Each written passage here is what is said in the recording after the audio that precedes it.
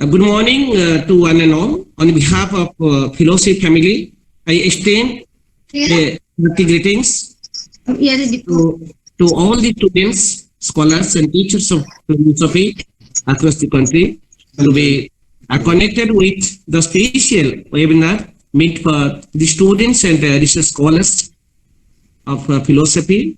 I would like to offer my gratitude to the Department of Philosophy, Noyagoda Autonomous College, and the principal and the patron, Professor Suresh Kumar Pradhan sir, for taking a great initiative to collaborate, coordinate, and to program and streamline the students' webinar for the first time in Philosophy family.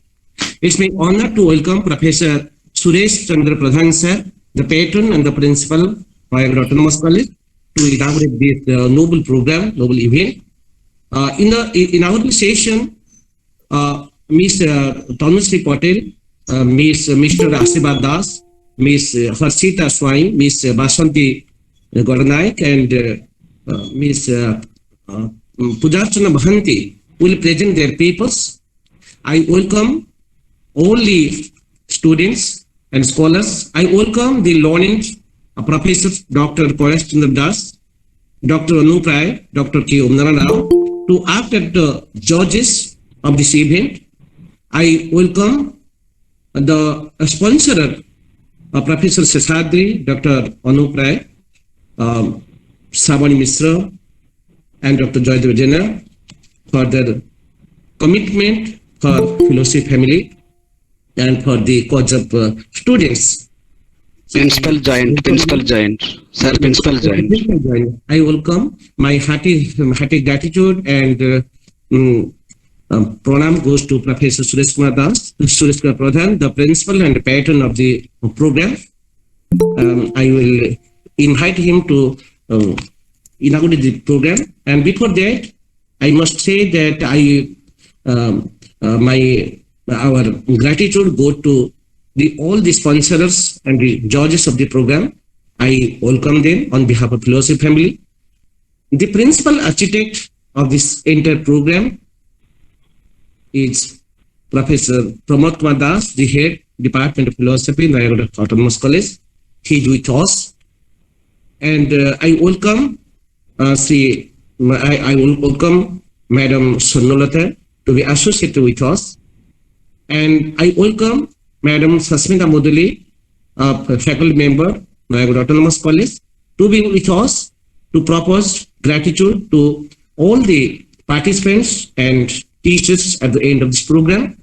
I would like to invite Professor Suresh Chandra Pradhan sir to formally inaugurate the program and to speak a few words to encourage our participants and to encourage the organizing family. Over to Professor Suresh Kumar Pradhan sir, the patron and the principal of this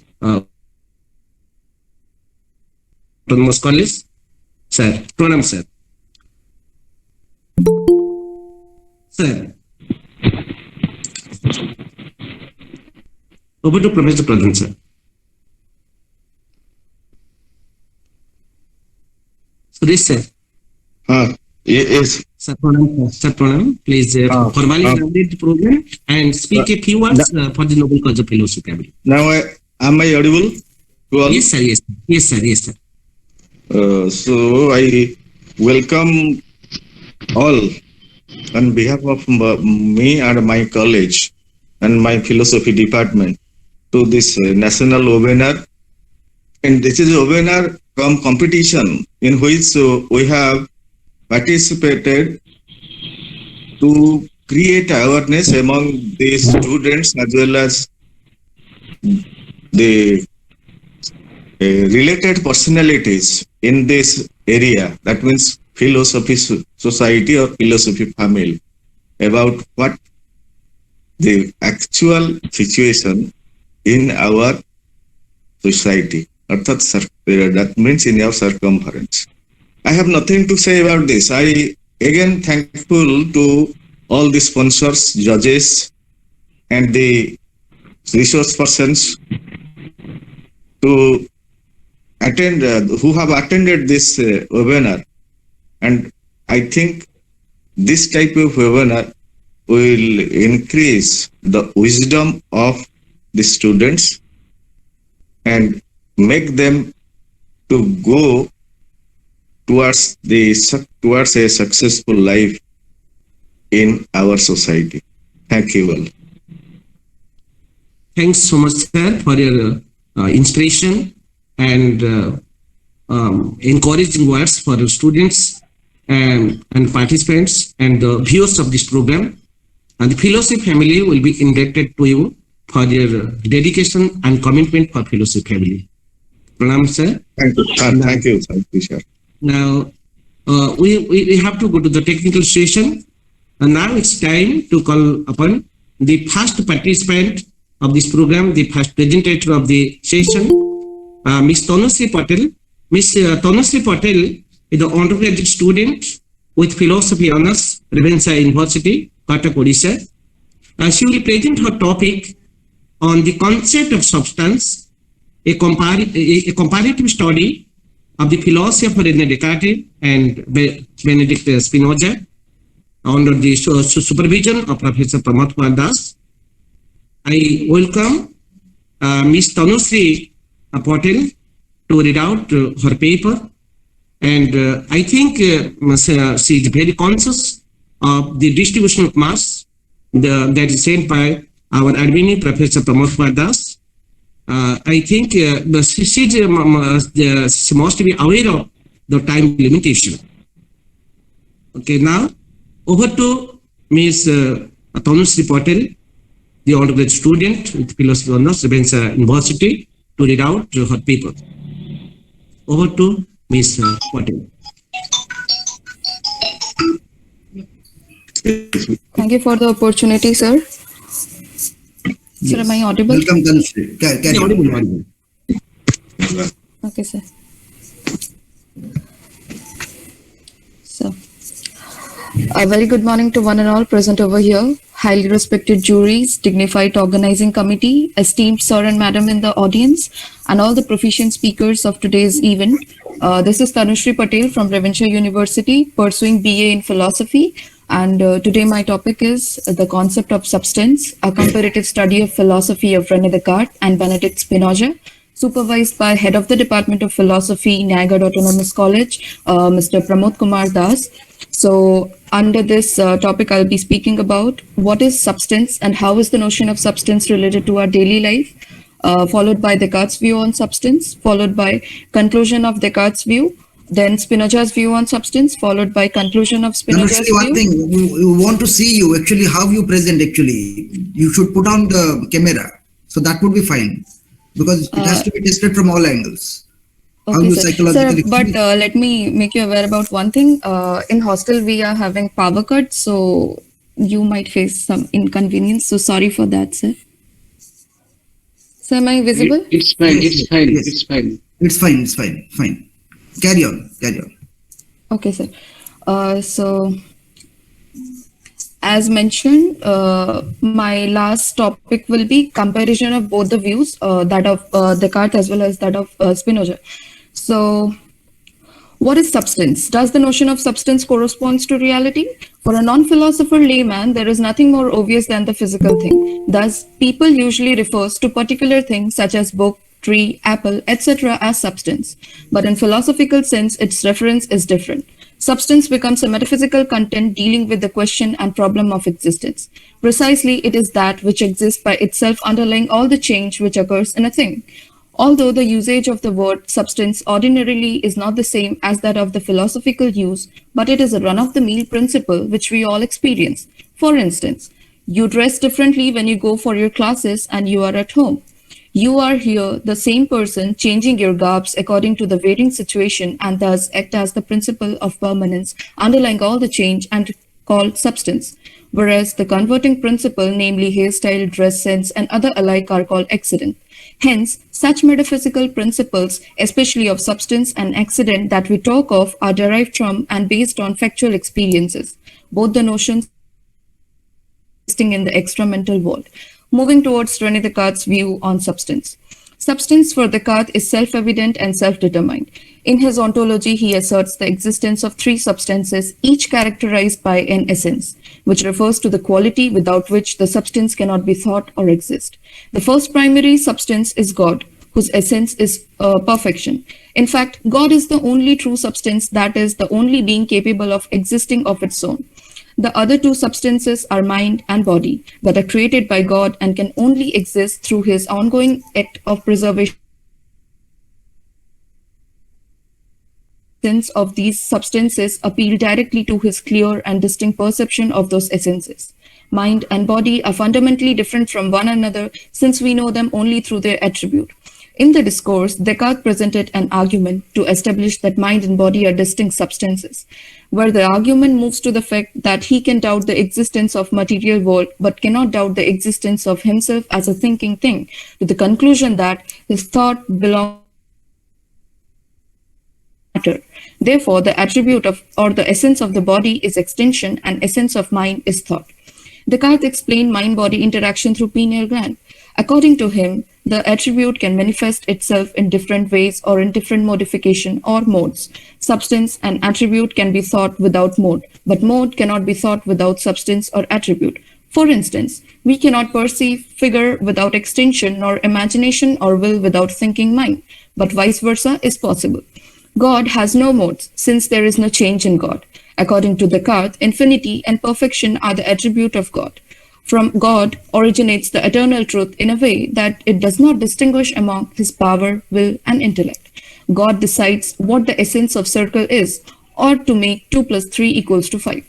Descartes said God might have created other essences,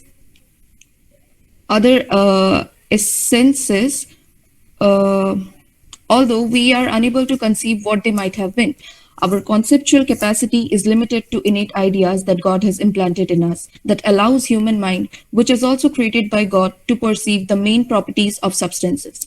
However, Descartes claimed that there is certain eternal truth, such as the essence of God himself, his existence and perfection, that are not created by God. Moving towards the conclusion of Descartes' view on substance, Descartes' philosophy can be named as duplex dualism, since he subdivided relative substance into body and mind. Descartes' mind, like an ordinary one, comprehended the notion of double principle to be natural.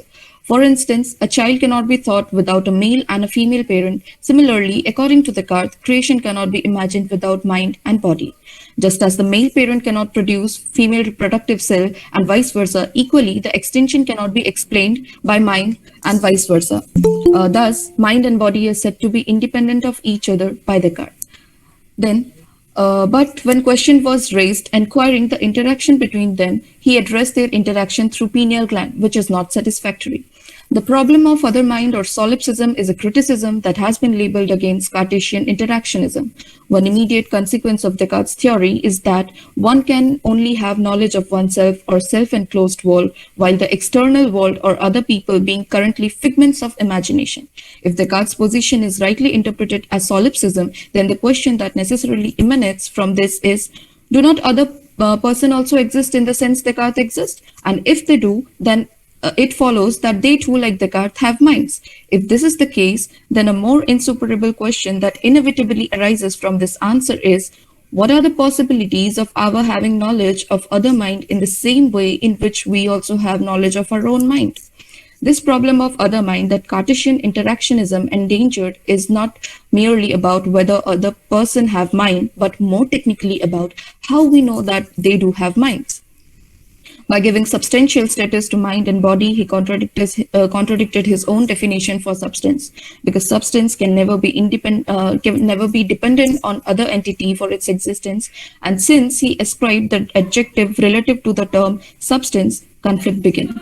A substance can never be partial and exclusive, but it must be absolute and all-inclusive. And Descartes failed to explain this conflict in his philosophy. Then moving towards Spinoza's view on substance. Spinoza accepted Descartes' definition of substance, but he was more consistent than Descartes in his conception of substance. For Spinoza, only God is such a substance which possesses infinite attribute of infinite degree, therefore being infinite. If it were finite, then it would have to be conceived along with something else which would limit it. Thought and extension, he claimed, cannot be attribute of separate substance, but are attribute of one single independent substance. He was with the view that same order exists under each of the attribute, which he called model parallelism.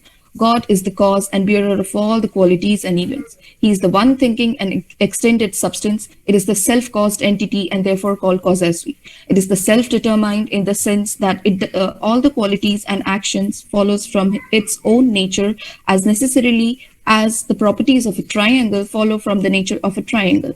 It is the principle on which all the things find their being. Individuality and personality cannot be ascribed to the substance, for this implies determination and limitation, and all determination are negation according to Spinoza. He even stated that characteristic of creator and designer are foreign to the nature of God. Therefore, Spinozistic system is anti-teleological. God, according to Spinoza, is not apart from the world. As Descartes held, rather, he is in the world, the immanent principle of the universe. God and world are not one. God and the world are one. Thus, cause and effect are not distinct here. God is not the creator in the sense that it does not produce something separate from, external to itself. Denoting God as the active principle, Spinoza calls him natura naturans. In Spinozistic theory of substance, attributes appear in a specific way or modes. Modes are defined as the modification of the substance or that through which substance can also be conceived. The attribute of extension manifests itself in a particular figured body. Thought expresses itself in particular ideas or act of will. Since modes are modification of substance, they are not different from substance. The essence possessed by the substance is also possessed by its modes. Therefore, from the pantheistic perspective, substance and modes are real. Spinoza reached this standpoint via geometry, where the space is all-inclusive whole of which triangle, circle, and other figures are modification. But in another way, Spinoza refers mode to be unreal. From the transcendental aspect, modification and determination of the infinite and determination are always limited and finite. Thus, modes are unreal. Moving towards the conclusion of Spinoza's substance theory, by advocating for monistic view, Spinoza bridged the gap that Descartes created between mind and body, as well as that of reality and the nature. Spinoza rejected Descartes' dualism of extended and mental substance in favor of monism. The direct implication of Spinoza's view is that while mental occurrence can determine only the other mental occurrences, and physical motion can determine only the physical motions, therefore he introduced the doctrine of psychological parallelism, stating that mind and body are perfectly coordinated without any causal interaction between them. By advocating pantheism, Spinoza did not explain away the reality of manifest world, and at the same time, by advocating abstract monism, Spinoza did not explain away the substantial status of unmanifest. From the metaphysical perspective, substance, attribute, and modes all are real, because no other entity can stand counter to the substance as unreal. This will lead to dualism, but from the epistemological perspective, the modes are unreal as they are perceived by finite human intellect as the modification of two attributes of the infinite possible attributes. Substance has infinite number of infinite attributes, but human intellect can perceive only two attributes, out of which the world of our experience has been modified. This proves the fact that human mind is ignorant of the total manifestation of the substance, and human determination of the totality is incomplete. Hence, all determination is negation. Epistemology can never explain metaphysics because the former is human and the later is non-human. So from the epistemological perspective, the world is appearance, and from the metaphysical perspective, the world is real. Comparing the conclusion of Descartes as well as that of Spinoza, as we experience that a movie with good and satisfactory ending is always praised. Similarly, a metaphysical conclusion which gives suitable ground to explain a sound relation between abstract theory of principle of being and the reality is often accepted. On account of this, the pantheistic vision of Spinoza is convincing than the dualistic theory of Descartes. By accepting the pluralism of thing as the mode of substance, Spinoza's theory possesses a broad scope where the substance can be comprehended both abstractly as well as diversely. Spinoza compiles the stance of abstract monism as well as the pantheism by accepting the unmanifest reality as well as the manifest realities. By advocating pantheism, he places the nature parallel to substance, due to which the established inferiority complex between the principle of being and the diversity vanishes and develops the notion of equality. Spinoza was audacious enough to stand for his own notion for reality, whether that pleased people religious belief or opposed it. And such characteristic of him makes him recognized as a true philosopher, having a true spirit to seek and love for the truth. The gap developed by Descartes through dualism and theism was bridged by Spinoza through monistic or pantheistic view. Thus, we cannot consider dualism to be opposite of monism. Dualism gives way to monism, theism to pantheism, and interactionism to parallelism. Thinking of so many pathways is only possible if the ultimate being is actually absorbed in all the things in the world. Perhaps it is. And this is the reason why monism is often satisfactory to our intellect. However, the spirit of freedom and love for truth must be the character of a philosopher, for such attitude is the essence of a true thing. Thank you for the time, judges. Okay, thanks so much, Ms. Tanushree Patel, for your clear presentation, and you have also given justice to the time. And in your paper, in the conclusion, you have made a very comparative study of the concept of substance in the epistemological point of view, according to Descartes, and metaphysical point of view of Spinoza. And at last, you have made a very beautiful conclusion that how dualism gives way to monism. Now, the paper is open for discussion. Now, over to Professor Dr. K. Omnar Rao to moderate the question session. Over to Dr. Rao. Thank you, Dr. Bahana. Well, it was a nicely, it's a nice paper and well presented. Thank you. If anybody has any question, they can directly unmute themselves and pose a question to Tanushree. Questions are welcome. I'll wait for half a minute. Otherwise, I'll request the judges to have questions for Tanushree. Wait for half a minute for somebody to unmute and pose questions to Tanushree. It is a learning experience. Nothing to, I say the participants, nothing to feel shy. Okay, it is a learning experience. Actually, we are all learning, actually, I say. It's a platform to learn. So you may be wrong in some way, but committing a wrong, you are also gaining something. So I request all the participants to open up themselves. If they have something in mind, if they want to express something, they are welcome. Wait for half a minute. Again, a sincere request. Please come up. This is the objective of this platform. Hello. Yes. Sir. Sir, you can also ask questions. Yes, we'll ask. We'll start because yes. We have interactive session. So yes.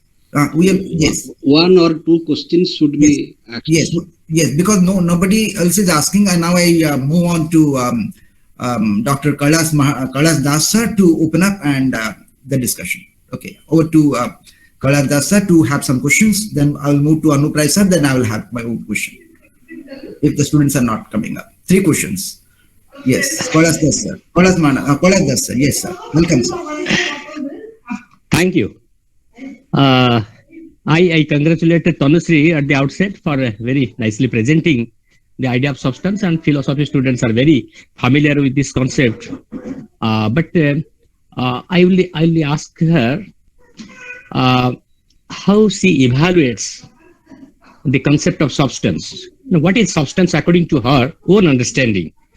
Because it is the beginning that we should first clarify before going to Spinoza's view, Descartes' view, and what exactly we mean by substance. You have not made any comparison, that is what is called dravya in Indian context, but I will not go to that. I'll simply ask you, what do you mean by substance when you are saying that substance is that which has the qualities? Without qualities, anything remains to be called a substance. Over to Tanushree Patel. Sir, as you asked that without qualities, is there anything called substance?